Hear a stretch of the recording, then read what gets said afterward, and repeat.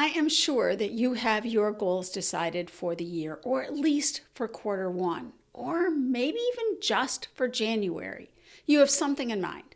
Now, I hope that you have written these down, although this tip will work even if your goals are still rumbling around in your mind and they are not on paper anywhere or electronically.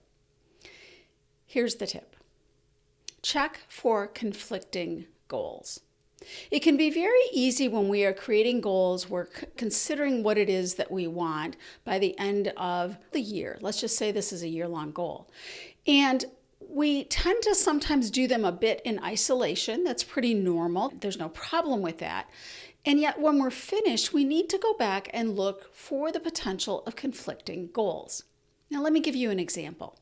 This was a colleague of mine several years ago, and we started work very early. Early in the morning, he and I were just catching up and chatting a bit, and he was expressing his frustration. He had set a goal to run a Spartan race by a certain point, maybe in the fall, summer or fall of that year, and he was not getting his workouts in. And we were talking about this, and I asked him, so what's the barrier? What's the obstacle to the workouts? And he said to me, my daughter last night wanted to go for a walk.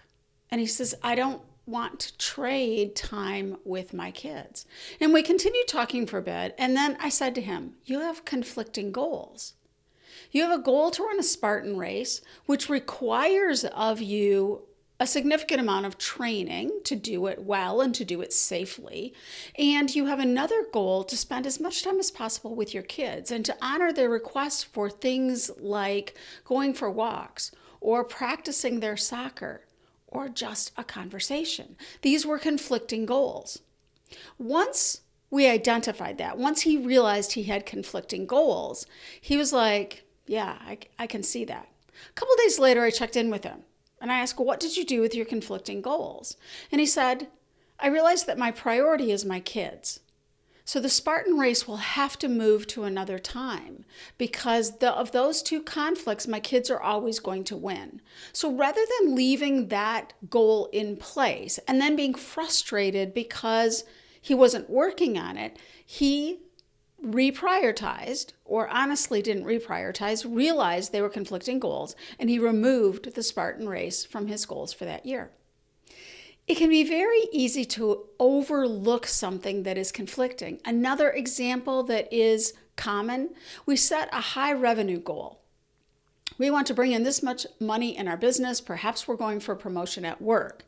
And yet we have another goal which says, it is very important to eat dinner with the family, that we eat dinner together.